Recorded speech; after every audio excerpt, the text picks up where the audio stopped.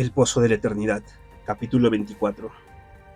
Estaba tieso como un muerto, imagen empeorada por el hecho de que ninguno de ellos podía seguir ni rastro del vínculo que una vez había compartido con él. Tirande acunaba la cabeza de Malfurión en su regazo y la blanda hierba del suelo actuaba como el resto de su cama. ¿Lo hemos perdido?, preguntó el perplejo Yarod Cantosombrío. El capitán había acompañado al grupo hasta ese punto lejano del bosque, ostensiblemente para mantener vigilado a su prisionero Crassus.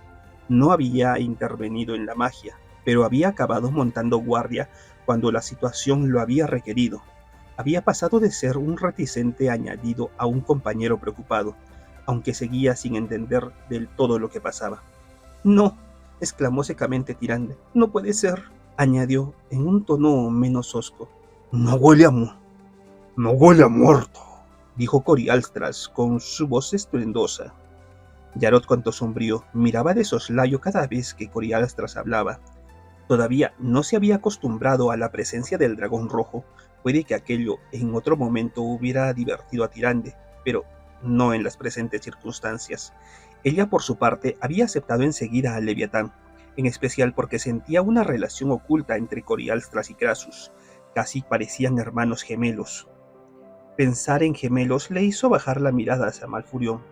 Crassus andaba arriba y abajo, ahora parecía mucho más saludable, y la joven sacerdotisa había notado que el efecto se había magnificado al llegar cerca del dragón.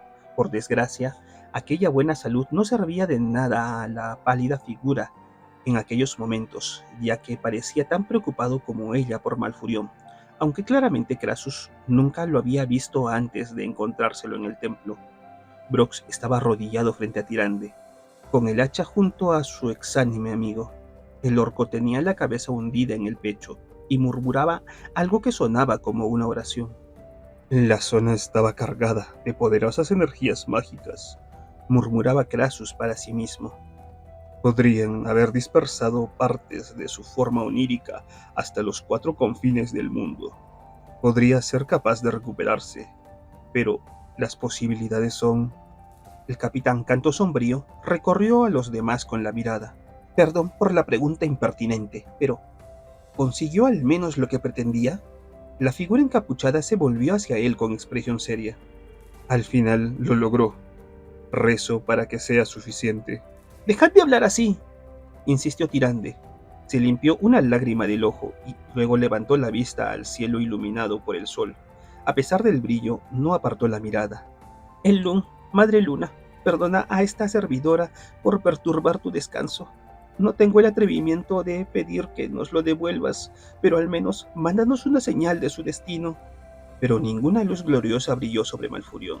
La luna no se apareció repentinamente para hablarles. «Quizás sería mejor que lo lleváramos al templo», sugirió el capitán de la guardia. «Quizás pueda oírnos mejor allí». Tirande no se molestó en responderle.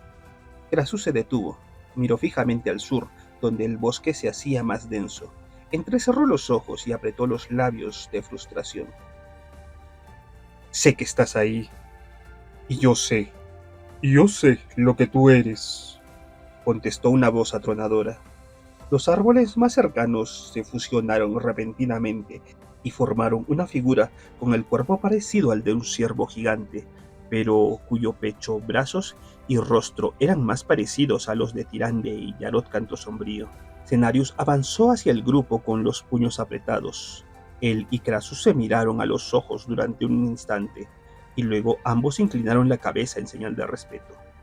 El señor del bosque fue hasta donde estaba Tirande con Malfurión. Brox se apartó respetuosamente del camino, mientras que el capitán de la guardia se quedó pasmado mirando con la boca abierta.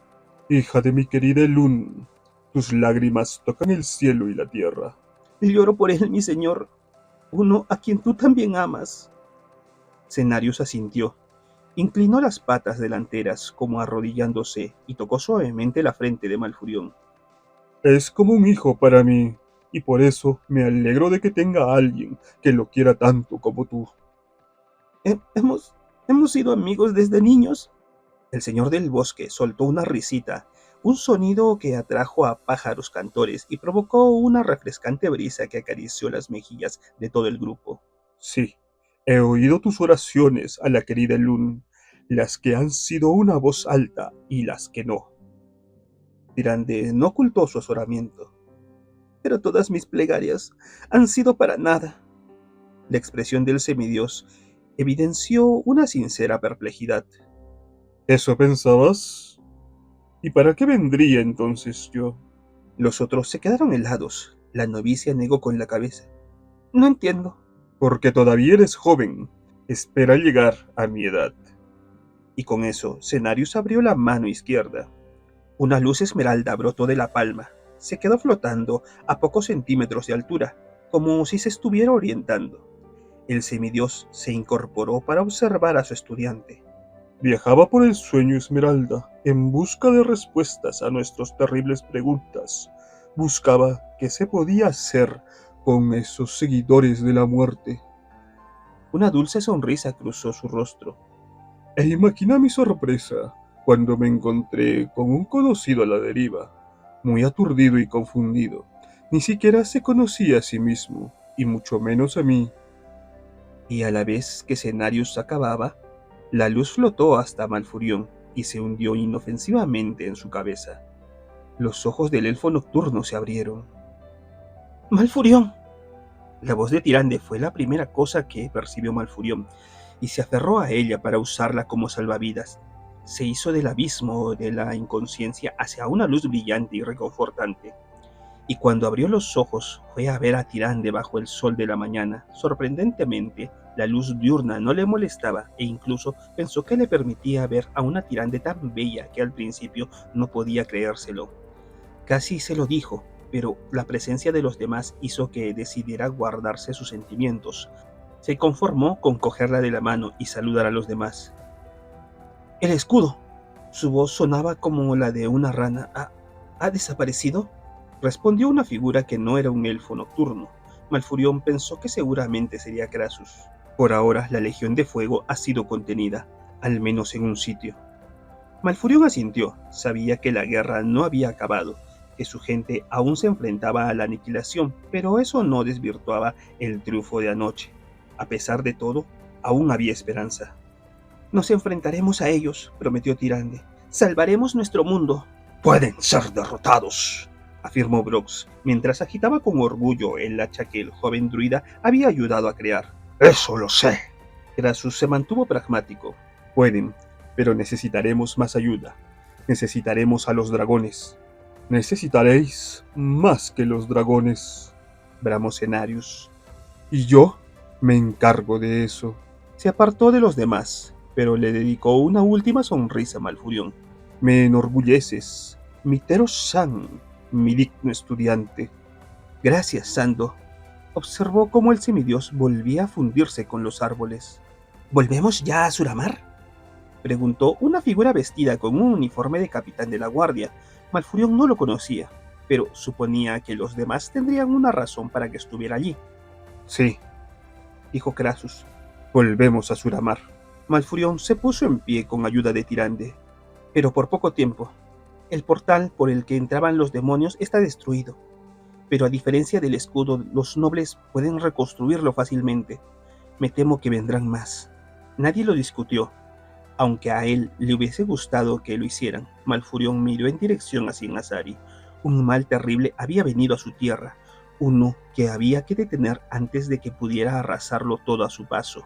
Él había ayudado en gran medida a detener el avance inicial de la Legión Ardiente, y, por razones que no podía explicar, no dudaba de que recaía en sus hombros la tarea de ayudar a impedir que los demonios destruyeran su amada Kalindor. Solo rezaba para estar listo para enfrentarse a ellos cuando llegara la hora, pues de lo contrario no solo Kalindor, sino todo el mundo se enfrentaría a la aniquilación.